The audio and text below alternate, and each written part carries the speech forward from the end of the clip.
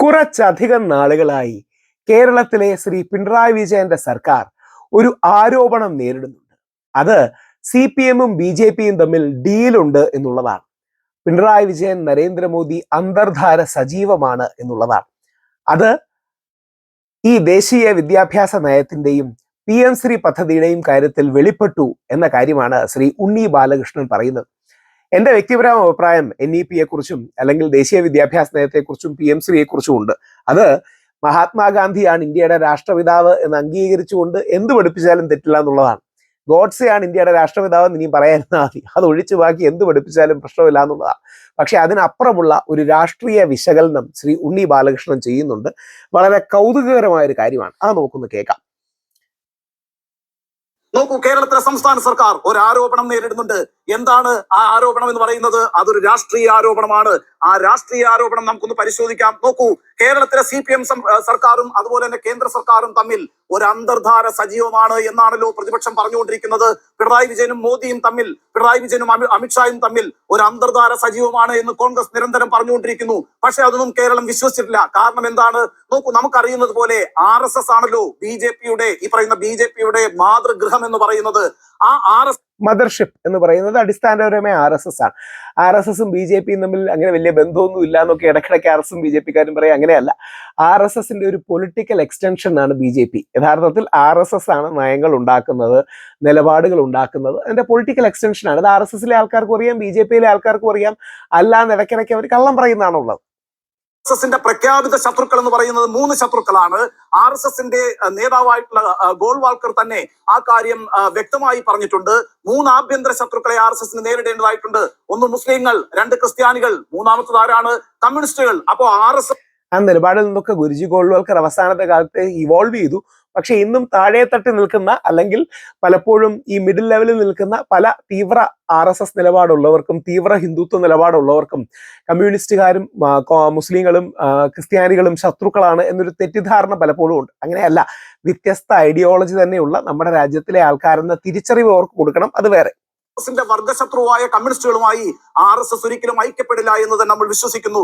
എന്ന് മാത്രവുമല്ലല്ലോ, എന്തായിരുന്നു CPM-ന്റെ നയം എന്ന് പറയുന്നത്? നമുക്ക് 2000 മുതലുള്ള ചരിത്രം എടുക്കാം. 2000 ഇന്ത്യ ഭരിച്ചിരുന്ന ആരാണ്? NDA ആണ്, വാജ്പേയി സർക്കാരാണ്. 2004 പൊതു തെരഞ്ഞെടുപ്പ് നടന്നപ്പോൾ എന്താ സംഭവിച്ചത്? BJP ന്യൂനപക്ഷമായി. കേവലം 135 സീറ്റുകൾ മാത്രമാണ് അന്ന് BJP-ക്ക് നേടാനായത്. അന്ന് ഏറ്റവും വലിയ ഒറ്റക്കക്ഷിയായി വന്നത് ആരാണ്? കോൺഗ്രസ് പാർട്ടിയാണ്. 148 സീറ്റുകളുമായി കോൺഗ്രസ് പാർട്ടി ഒന്നാമത്തെ കക്ഷിയായി വന്നു. പക്ഷേ 148 സീറ്റുകൾ കൊണ്ട് രാജ്യം ഭരിക്കാൻ കഴിയില്ല. അന്ന് മൂന്നാമത്തെ കക്ഷി ആരാണെന്ന് അറിയാമോ? CPM ആണ്. രാജ്യത്തെ മൂന്നാമത്തെ പാർട്ടി CPM ആയിരുന്നു. 43 MP-മാരാണ് 2004 തെരഞ്ഞെടുപ്പിൽ CPM-ന് ഉണ്ടായിരുന്നത്. ആകെ ഇടതുപക്ഷത്തിന് 60 MP-മാരുണ്ടായിരുന്നു. നോക്കൂ, ഞാനന്ന് ഡൽഹിയിൽ റിപ്പോർട്ട് ചെയ്തിട്ടുണ്ട്. 145 സീറ്റുമായിട്ട് ഒന്നാം കക്ഷിയായി കോൺഗ്രസ് എത്തിയതോടുകൂടി തന്നെ അന്ന് കോൺഗ്രസിന്റെ പ്രസിഡന്റ് ആയിരുന്ന സോണിയാഗാന്ധി വളരെ പെട്ടെന്ന് തന്റെ കാറിൽ ടെൻജൻപത്ത് എന്ന് പറയുന്ന ഔദ്യോഗിക വസതിയിൽ നിന്ന് നേരെ പോയത് എങ്ങോട്ടാണെന്ന് അറിയാമോ? നേരെ പോയത് അന്ന് CPM-ന്റെ ജനറൽ സെക്രട്ടറി ആയിരുന്ന ഹർകിഷൻ സിംഗ് സുർജിത്തിന്റെ വീട്ടിലേക്കാണ്.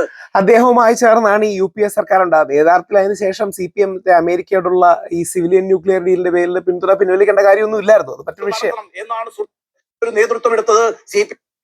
ഇനി പ്രവർത്തനങ്ങളും നടത്തി എന്ന് ഈ വിഷയത്തിലേക്ക് വരാം. വേണ്ടിയിട്ടാണ്. അന്ന് മുതലുള്ള ചരിത്രം നോക്കൂ. CPM എന്ന് പറയുന്നത് 2024 തെരഞ്ഞെടുപ്പില് ഈ പറയുന്ന BJP ന്യൂനപക്ഷ പാർട്ടി വലിയ രീതിയിൽ നിയമങ്ങൾക്കെതിരായിട്ട് 2 വർഷത്തോളമാണ് രാജ്യത്തിന്റെ തലസ്ഥാനമായ ഡൽഹിയില് ഈ രാജ്യത്തിന്റെ വിവിധ ഭാഗങ്ങളിൽ നിന്നുള്ള കർഷകർ സമരം ചെയ്തു. അതായത് ഈ രാഷ്ട്രീയക്കാർ അടിസ്ഥാനപരമായി ഫൈറ്റ് ചെയ്യുന്നത് ഈ നയങ്ങൾക്ക് വേണ്ടിയാണല്ലോ. ഈ പോളിസി നിലപാടുകൾക്ക് വേണ്ടിയാണ്. എന്താണ് CPM-ഉം കോൺഗ്രസും BJP-യും തമ്മിലുള്ള വ്യത്യാസം? നയസമീപനത്തിലെ വ്യത്യാസമാണ്, പോളിസികളിലെ വ്യത്യാസമാണ്, നിലപാടുകളിലെ വ്യത്യാസമാണ്. കർഷക സമരമൊക്കെ ഇൻവോക്ക് ചെയ്ത് ഒരു ദേശീയ ശ്രദ്ധയിലേക്ക് കൊണ്ടുവരുന്നതിൽ CPM എടുത്തിട്ടുള്ള മുൻകൈ ചെറുതായിരുന്നില്ല. ആ രാജ്യത്തെ മുഴുവൻ കർഷകരെയും ആ സർക്കാരിനെതിരാക്കുന്നതിൽ വലിയ പങ്കാണ് CPM വഹിച്ചിട്ടുള്ളത്. അങ്ങനെയാണ് ഉത്തർപ്രദേശിലും മഹാരാഷ്ട്രയിലുമൊക്കെ വലിയ തിരിച്ചടി 2024 തെരഞ്ഞെടുപ്പിൽ, ലോക്സഭാ തെരഞ്ഞെടുപ്പിൽ BJP-ക്ക് നേരിടേണ്ടി വന്നത്. 2 വർഷം മുമ്പ് മഹാരാഷ്ട്രയിൽ അതിഗംഭീരമായ ഒരു കർഷക മാർച്ചാണ് CPM സംഘടിപ്പിച്ചത്. അതുപോലെ തന്നെ വിദ്യാഭ്യാസത്തിന്റെ കാവ്യവൽക്കരണം അടക്കമുള്ള പ്രശ്നങ്ങൾ ദേശീയ ശ്രദ്ധയിൽ. ഈ കാവ്യവൽക്കരണം ഇംപ്ലിസിറ്റ് ആയിട്ട് പലപ്പോഴും സംഭവിക്കുന്നുണ്ട്. അതിന് ആവശ്യമില്ല. നമുക്ക് കാവ്യവൽക്കരണം വേണ്ട, പച്ചവൽക്കരണം വേണ്ട, വേറെ ഏതെങ്കിലും വൽക്കരണം വേണ്ട. നമുക്കൊരു ത്രിവർണ പെർസ്പെക്റ്റീവിൽ, അതായത് ത്രിവർണം എന്ന് പറഞ്ഞാൽ കോൺഗ്രസിന്റെ അല്ല, ഈ രാജ്യത്തിന്റെ പെർസ്പെക്റ്റീവിൽ ഹിന്ദുവും മുസ്ലിമും ക്രിസ്ത്യാനിയും ഒരു പോസിറ്റീവ് രാജ്യസ്നേഹം തോന്നുന്ന, എന്നാൽ രാജ്യത്തിന്റെ തെറ്റുകളെ ക്രിട്ടിക്കലി പഠിക്കുന്ന ഒരു വിദ്യാഭ്യാസം. CPM ആണല്ലോ ദേശീയ വിദ്യാഭ്യാസ നയത്തിന്റെ അപകടത്തെക്കുറിച്ച് ഈ രാജ്യത്ത് ആദ്യം സംസാരിച്ചതും CPM ആണ്. അങ്ങനെ ഒരു പാർട്ടിയുമായി BJP സഖ്യമുണ്ടാക്കുമോ, അഥവാ അങ്ങനെ ഒരു പാർട്ടിയുമായി CPM ഒരു അന്തർധാര ഉണ്ടാക്കുമോ? നമ്മളത് വിശ്വസിക്കുന്നില്ല. എന്തിനേറെ പറയുന്നു, ഈ വിദ്യാഭ്യാസത്തിന്റെ കാവ്യവൽക്കരണത്തിനെതിരായിട്ട് ഇവിടെ ഗവർണർ ആരിഫ് മുഹമ്മദ് ഖാനുമായി തെരുവിൽ ഏറ്റുമുട്ടിയത് SFI-ക്കാരായിരുന്നല്ലോ. അപ്പൊ ആ രീതിയിലൊക്കെ എന്തെല്ലാം ഏറ്റുമുട്ടലുകൾ ഇവിടെ നടന്നിട്ടുണ്ട്. കേരളം എന്ന് പറയുന്നത് ഈ RSS CPM സംഘർഷത്തിന്റെ ഒരു ഭൂമി കൂടിയായിരുന്നല്ലോ. എത്ര രക്തസാക്ഷികൾ ഇരുപക്ഷത്തും ഉണ്ടായിട്ടുണ്ട്. 2014 നരേന്ദ്രമോദി അധികാരത്തിൽ വന്നപ്പോൾ അദ്ദേഹം പ്രസംഗിച്ചത് തന്റെ പ്രധാനമന്ത്രി പദവി എന്ന് പറയുന്നത് കേരളത്തിലെ ബലിദാനികൾക്ക് സമർപ്പിക്കുന്നു എന്നാണ്. അപ്പൊ ആ അർത്ഥത്തിൽ CPM-ഉം BJP-യും മുഖാമുഖം നിൽക്കുന്ന പാർട്ടികളാണ്. ആ പാർട്ടികൾക്കിടയിൽ ഒരു അന്തർധാരയുണ്ടെന്നാണ് കോൺഗ്രസ് പറഞ്ഞുകൊണ്ടിരുന്നത്. ആരാണ് ഈ കോൺഗ്രസ് പാർട്ടി എന്ന് പറയുന്നത്? കോൺഗ്രസിനെ കുറിച്ച് പറയുന്നത് എന്താ? ഇന്നത്തെ കോൺഗ്രസ് എന്ന് പറയുന്നത് നാളത്തെ BJP ആണ് എന്നാണ്. നോക്കൂ, ഇന്നിപ്പോ ഈ രാജ്യത്ത് ഏറ്റവും വലിയ വിദ്വേഷ പ്രസംഗം നടത്തിക്കൊണ്ടിരിക്കുന്ന അസം മുഖ്യമന്ത്രി ഹിമന്ത ബിശ്വ ശർമ്മയുണ്ടല്ലോ. ഈ രാജ്യത്തെ ഏറ്റവും മോശം ചീപ്പായ വർഗീയത പറയുന്ന, ചീപ്പായ രാഷ്ട്രീയം പറയുന്ന വ്യക്തി ഹിമന്ത ബിശ്വ ശർമ്മയാണ്. പുള്ളി ഒരു സംഘീയമല്ല.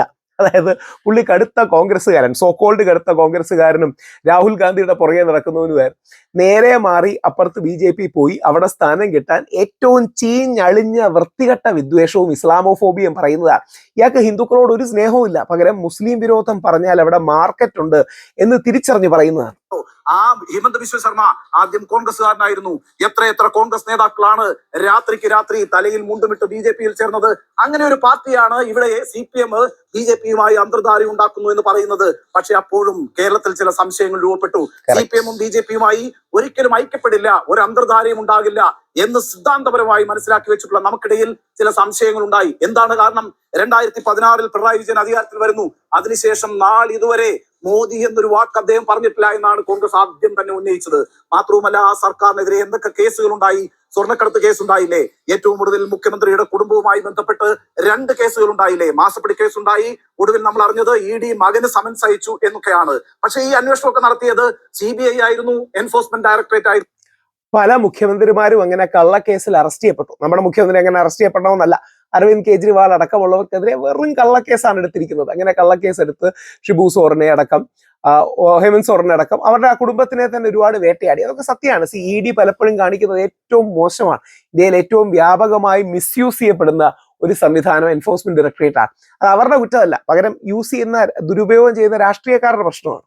ഈ അന്വേഷണമൊക്കെ എവിടെ പോയി? മുഖ്യമന്ത്രിയുടെ പ്രിൻസിപ്പൽ സെക്രട്ടറി വരെ അറസ്റ്റിലായി ജയിലിൽ കിടന്ന സംഭവമാണ് ഈ സ്വർണ്ണക്കടത്ത് എന്ന് പറയുന്നത്. മാത്രവുമല്ല, ഇന്ത്യയുടെ പ്രധാനമന്ത്രി നരേന്ദ്രമോദി തിരുവനന്തപുരത്തും തൃശ്ശൂരും എത്തി ഈ സംസ്ഥാനത്തെ സർക്കാർ സ്വർണ്ണക്കടത്ത് നടത്തുന്ന സർക്കാരാണെന്ന് വരെ പ്രസംഗിച്ചു. പക്ഷേ ഒന്നും സംഭവിച്ചില്ല. SFI-യുടെ കേസ് എന്തായി? എങ്ങനെ സംഭവിക്കും? ഇത് അങ്ങോട്ടും ഇങ്ങോട്ടും വെച്ച് ഡീല് മാറുകയാണ്. അതായത് പരസ്പരം അങ്ങോട്ടും ഇങ്ങോട്ടും ലെവറേജിന് വേണ്ടി ചെയ്യുകയും, നീ ഇത് വിട്ടുതാ ഞാനത് വിട്ടുതരാം, നീ ഇത് എനിക്കുതാ ഞാനത് നിനക്ക് തരാം എന്ന് പറഞ്ഞ് ഡീല് വെക്കുകയാണ്. ED-യുടെ സമൻസ് എന്തായി? ഒരു തട്ടുകേടും CPM-ന്റെ നേതൃത്വത്തിൽ സംഭവിച്ചിട്ടില്ല. CPM ഒരു പാർട്ടി എന്നുള്ളതിലേക്ക് പല കേസുകളിലും പെട്ടല്ലോ. അതിലേറ്റവും പ്രധാനപ്പെട്ട കേസല്ലേ തൃശ്ശൂരിലെ കരുവന്നൂർ സഹകരണ ബാങ്കുമായി ബന്ധപ്പെട്ട കേസ്? സംസ്ഥാനത്തെ സർക്കാർ തന്നെ കണ്ടെത്തിയത് അവിടെ 125 കോടി രൂപയുടെ അഴിമതി നടന്നു എന്നുള്ളതാണ്. നമുക്കറിയാമല്ലോ, ജപ്തി നോട്ടീസ് കിട്ടിയ ഒരു കർഷകൻ ആത്മഹത്യ ചെയ്തു. ഈ പറയുന്ന ബാങ്കിൽ നിന്ന് പണം സമയത്തിന് കിട്ടാത്തതിന്റെ പേരിൽ ചികിത്സ നിഷേധിക്കപ്പെട്ട ഒരു വയോധിക മരിച്ചു. അങ്ങനെ മലയാളികൾ കണ്ണീരടിഞ്ഞ പല സംഭവങ്ങളും കരുവന്നൂരുമായി ബന്ധപ്പെട്ട് നടന്നു. ആ കേസ് സംബന്ധിച്ച അന്വേഷണം എന്തായി? അവിടെ വ്യാജ ലോണുകളൊക്കെ കൊടുത്തത് പഴയ മന്ത്രി മൊയ്തീനാണ് എന്നൊക്കെയാണല്ലോ ED കണ്ടെത്തിയത്. ഒരു അറസ്റ്റും നടന്നിട്ടില്ലല്ലോ, ഒരു നടപടിയും ഉണ്ടായിട്ടില്ലല്ലോ. അതുപോലെ തന്നെയാണല്ലോ കൊടകരയിലെ കുഴൽപ്പണ കേസ്. എന്തായി കൊടകരയിലെ കുഴൽപ്പണ കേസ് എന്തായി? ആ കുഴൽപ്പണ കേസ് എന്ന് പറയുന്നത് 2021 കേരളത്തിൽ നിയമസഭാ തെരഞ്ഞെടുപ്പ് നടക്കുമ്പോൾ BJP സ്ഥാനാർത്ഥികൾക്ക് വിതരണം ചെയ്യാനായി കോടിക്കണക്കിന് രൂപയാണ് കൊണ്ടുവന്നത്. അത് ചില ക്രിമിനലുകൾ പിടിച്ചെടുത്തു. അതുമായി ബന്ധപ്പെട്ട അന്വേഷണത്തിലാണ് കുഴൽപ്പണം കേരളത്തിലേക്ക് കടത്തിയെന്ന് കണ്ടെത്തുന്നത്. അന്ന് K. സുരേന്ദ്രൻ എന്ന് പറയുന്ന സംസ്ഥാന പ്രസിഡന്റ് അടക്കം 19 പേരെയാണ് ഈ സംസ്ഥാനത്ത് ക്രൈംബ്രാഞ്ച് സാക്ഷി പട്ടികയിൽ ഉൾപ്പെടുത്തിയത്. ആ കേസ് എന്തായി? ആ കേസും തേഞ്ഞുമാഞ്ഞു പോയ അവസ്ഥയിലാണ്. എന്ന് മാത്രമല്ല, CPI വലിയൊരു വിമർശനം ഉന്നയിച്ചല്ലോ. 24 തെരഞ്ഞെടുപ്പിൽ തൃശ്ശൂർ ലോക്സഭയിൽ സുരേഷ് ഗോപി വിജയിച്ചു വന്നതിന്റെ കാരണമായിട്ട് CPI പറയുന്നത് എന്താ? അവിടെ പൂരം കലക്കിയ സംഭവമാണെന്നാണ്. ആ പൂരം കലക്കിയതിന് നേതൃത്വം കൊടുത്ത ആളായിട്ട് അവർ കണ്ടെത്തിയിരിക്കുന്നതെന്ന് ക്രമസമാധാന ചുമതല വഹിച്ചിരുന്ന ADGP അജിത് കുമാറാണ്. ആ ADGP അജിത് കുമാറും RSS-ന്റെ നേതാവായ ദത്താത്രേയ ഹൊസബളയുമായി കൂടിക്കാഴ്ച നടത്തിയിട്ട് അക്കാര്യത്തിൽ ഒരു നടപടി എടുക്കാൻ ഈ സർക്കാർ തയ്യാറായിട്ടില്ലല്ലോ. അങ്ങനെയൊക്കെ എപ്പോഴും ഈ പറയുന്ന ഈ CPI-യും CPM-ഉം അതുപോലെ തന്നെ BJP-യും തമ്മിൽ ഒരു അന്തർധാരയുണ്ട് എന്ന് കോൺഗ്രസ് ഇങ്ങനെ ആവർത്തിച്ച് പറഞ്ഞുകൊണ്ടിരിക്കുമ്പോഴാണ് പ്രിയപ്പെട്ട പ്രേക്ഷകരെ PM ശ്രീ പദ്ധതിയിൽ ഇപ്പോൾ അവർ ഒപ്പുവെച്ചിരിക്കുന്നത്, CPM-ന്റെ നേതൃത്വം ഒപ്പുവെച്ചിരിക്കുന്നത്, അഥവാ പിണറായി വിജയനും ശിവൻകുട്ടിയും ചേർന്ന് ഒപ്പുവെച്ചിരിക്കുന്നത്. എന്ന് മാത്രമല്ല, അത് LDF-ൽ ചർച്ച ചെയ്തിട്ടില്ലല്ലോ. LDF-ൽ ഒരു ഘടക LDF ചർച്ച ചെയ്യാത്തതിനെ കുറിച്ച് നമ്മുടെ പാർട്ടിയിലെ സൈദ്ധാന്തിക ആചാരനായ നമ്മുടെ എം എ ബേബി സാർ വളരെ വ്യക്തമായൊരു വിമർശനവും അതിൽ ഉന്നയിച്ചിട്ടുണ്ട്. ചർച്ചയ്ക്ക് മുമ്പ് പി എം ശ്രീയിൽ ഒപ്പുവെച്ച സാഹചര്യം ഒഴിവാക്കേണ്ടതായിരുന്നു സർക്കാരിനെ വിമർശിച്ച് എം എ ബേബി. അതോടൊപ്പം CPI മന്ത്രിമാരുടെ ഭാഗമായ സമ്മർദ്ദത്തിന്റെ ഭാഗമായി ഇപ്പം നടപ്പാക്കേണ്ടതില്ല എന്നൊക്കെ പറയുന്ന നിലപാടിലേക്ക് എത്തി. യഥാർത്ഥത്തിൽ CPM അവിടെ BJPക്ക് മുമ്പിലും മുട്ടുകുത്തി, ഇവിടെ തിരിച്ചു വന്ന് CPIയുടെ മുമ്പിലും മുട്ടുകുത്തി എന്നുള്ളതാണ്. ഇത് പലപ്പോഴും ഈ രാഷ്ട്രീയ ഡീൽ മേക്കിങ്ങിന്റെ ഭാഗമായിട്ടാണ്. CPM പോലൊരു പാർട്ടി ഇതിലേക്ക് പോകരുത്. ഒരു കൺസെൻസസ് കണ്ടെത്താൻ ശ്രമിക്കുന്നത് തെറ്റില്ല. കൺസെൻസസ് കണ്ടെത്തുന്നതും രാഷ്ട്രീയ ഡീൽ മേക്കിംഗ്, ലാഭം ഉണ്ടാക്കാൻ വേണ്ടി, ലാഭം എന്ന് പറഞ്ഞാൽ കാശ് മാത്രമല്ല, അധികാര സ്ഥാനങ്ങളുള്ള ലാഭം, താല്പര്യങ്ങളുടെ ലാഭം ഉണ്ടാക്കാനുള്ള ഡീൽ മേക്കിംഗ് ആണ് യഥാർത്ഥത്തിൽ CPM ചെയ്യുന്നത്. അത് ചെയ്യുന്നത് രാഷ്ട്രീയ ധാർമ്മികതയല്ല, നൈതികതയല്ല. നല്ല കമ്മ്യൂണിസ്റ്റുകാർ പോലും അംഗീകരിക്കില്ല, നല്ല സഖാക്കന്മാർ ആ വിഷയം അംഗീകരിക്കില്ല. അപ്പോൾ BJPയോട് ഡീൽ ഉണ്ടാക്കി ആ രീതിയിൽ മുമ്പോട്ട് പോകുന്ന ഒരു പ്രവണത ശരിയല്ല. അതിന്റെ കാരണം എന്ന് പറഞ്ഞാൽ അത് ഓണസ്റ്റ്, ഒരു ഫെയർ പ്ലേയിങ് ഗ്രൗണ്ട് അല്ല. രണ്ടുപേരും ആത്മാർത്ഥമായി ഫൈറ്റ് ചെയ്യല്ല. അതായത് BJPക്ക് ഒരു 5 മുതൽ 10 സീറ്റ് വരെ കിട്ടണമെന്നാണ് CPM ആഗ്രഹിക്കുന്നത്. കാര്യം കോൺഗ്രസിന്റെ അത്രയും സീറ്റ് കുറയും, തങ്ങൾക്ക് CPMന് വീണ്ടും അധികാരത്തിൽ വരാൻ ചാൻസ് കൂടും. BJP ആഗ്രഹിക്കുന്നത് CPM തിരിച്ച് അധികാരത്തിൽ വരണമെന്നാണ്. കാര്യം BJP കഴിഞ്ഞ 10 വർഷങ്ങളായി നേടിയെടുത്ത അല്ലെങ്കിൽ കൺസോളിഡേറ്റ് ചെയ്തുകൊണ്ടിരിക്കുന്ന നായർ ക്രിസ്ത്യൻ വോട്ടുകൾ കോൺഗ്രസ് അധികാരത്തിൽ വന്നാൽ വീണ്ടും കോൺഗ്രസിലേക്ക് പോകും. അതുകൊണ്ട് ആലോചിച്ച് നോക്കുക, ബദ്ധശത്രുക്കളായി അഭിനയിക്കുന്ന നടിക്കുന്ന CPMും BJPയും പരസ്പരം അങ്ങോട്ടും ഇങ്ങോട്ടും വിജയിപ്പിക്കാനാണ് നോക്കുന്നത്. മറുഭാഗത്ത് കോൺഗ്രസിന് വേണ്ട രീതിയിൽ കൺസോളിഡേറ്റ് ചെയ്ത് പ്രവർത്തിക്കാൻ പറ്റുന്നുണ്ടോ എനിക്കറിയില്ല. അങ്ങനെ പ്രവർത്തിക്കാൻ പറ്റണം. കാര്യം എന്നാൽ മാത്രമേ രാഷ്ട്രീയത്തിൽ ഒരു ധാർമ്മികത നിലനിൽക്കൂ, ഒരു നൈതികത നിലനിൽക്കൂ. അപ്പൊ അത്തരം വിഷയങ്ങൾ ചൂണ്ടിക്കാണിച്ച ശ്രീ ഉണ്ണി ബാലകൃഷ്ണന് എല്ലാവിധ അഭിനന്ദനങ്ങളും. വളരെ മനോഹരമായി തന്നെ അദ്ദേഹം അത് ചൂണ്ടിക്കാണിച്ചിട്ടുണ്ട്.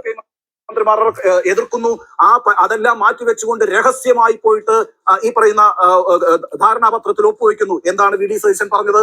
ഒക്ടോബർ 10-ാം തീയതി പ്രധാനമന്ത്രിയുമായിട്ട് മുഖ്യമന്ത്രി കൂടിക്കാഴ്ച നടത്തുന്നു. അതിനുശേഷം കേന്ദ്ര ആഭ്യന്തരമന്ത്രിയായ അമിത്ഷായുമായി പിണറായി വിജയൻ ഒറ്റയ്ക്കൊറ്റയ്ക്ക് കൂടിക്കാഴ്ച നടത്തുന്നു. ഒക്ടോബർ 16-ാം തീയതി ഈ പറയുന്ന ധാരണാപത്രത്തിൽ ഒപ്പുവെക്കുന്നു. എന്ത് ബ്ലാക്ക് മെയിലിംഗ് ആണ് നടന്നത് എന്നാണ് VD സതീശൻ ചോദിച്ചത്. അപ്പൊ ഈ രീതിയിലുള്ള ആരോപണങ്ങൾ കോൺഗ്രസ് ഉയർത്തിക്കൊണ്ടിരിക്കുമ്പോഴാണ് ബ്ലാക്ക് മെയിലിങ്ങിനെ കാട്ടി കൂടുതൽ ഈ താല്പര്യങ്ങൾ ഒരുമിച്ച് വരുന്നതാണ്, ഇൻട്രസ്റ്റ് അലൈൻമെന്റ് ആണ്. അങ്ങനെ നമ്മുടെ മുഖ്യമന്ത്രിയെ ബ്ലാക്ക് മെയിൽ അല്ലെങ്കിൽ ഏതെങ്കിലും രീതി ഭീഷണിപ്പെടുത്തുക എന്നുള്ളതല്ല, പകരം അങ്ങോട്ടും ഇങ്ങോട്ടുമുള്ള താല്പര്യങ്ങൾ അലൈൻഡ് ആകും. CPMും BJPയും പല ഇൻട്രസ്റ്റുകൾ, പൊളിറ്റിക്കൽ ഇൻട്രസ്റ്റുകൾ, താല്പര്യങ്ങൾ അലൈൻഡ് ആകുന്നതിന്റെ ഒരു പ്രത്യേകതയാണ് നമ്മളിപ്പം കണ്ടുകൊണ്ടിരിക്കുന്നത്.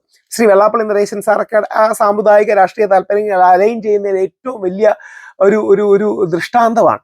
അതായത് വെള്ളാപ്പള്ളി സാറിന്റെ ആഗ്രഹം ഒന്നെങ്കിൽ CPM ജയിക്കണം, കുറച്ച് സീറ്റ് BJP ജയിക്കണം. ഇതാണ് ഈ എന്താ പറയുക, ഈ അച്ചുതണ്ടിന്റെ ഒരു ഫീല്. അതായത് CPM തിരിച്ച് ഭരണത്തിൽ വരണം, ഒരു 5 മുതൽ 10 സീറ്റ് വരെ BJP ജയിക്കണം. ഈ ആംഗിളിലാണ് അത് പോകുന്നത്. അത് ശരിയോ തെറ്റോ ആണെന്നല്ല, അതാണ് നടക്കുന്നതെന്ന് നമ്മൾ തിരിച്ചറിയണം എന്നുള്ളതുകൊണ്ടാണ് അത് പറയുന്നത്. അങ്ങനെ ഒരു ഒത്തുകളി പലപ്പോഴും നടക്കുന്നുണ്ട് എന്ന ഒരു വിഷയം പല ആൾക്കാരും സൂചിപ്പിക്കുന്നുണ്ട്. ആ ഒത്തുകളി ഇല്ലാതെ മുമ്പോട്ട് പോകാൻ കഴിയട്ടെ, ആ ഒത്തുകളി തെറ്റാണ് എന്ന തിരിച്ചറിവിൽ നമുക്ക് മുമ്പോട്ട് പോകാൻ കഴിയട്ടെ. CPMും BJPയും അങ്ങനെ ചിലപ്പോഴെങ്കിലും ഒത്തുകളിക്കാൻ ശ്രമിക്കുന്നുണ്ട് എന്നൊരു വ്യാപകമായ ധാരണ ഉണ്ടാകുന്നുണ്ട്. ആ ഒത്തുകളിക്ക് ഒരു രാഷ്ട്രീയ നൈതികതയില്ല, സത്യസന്ധതയില്ല.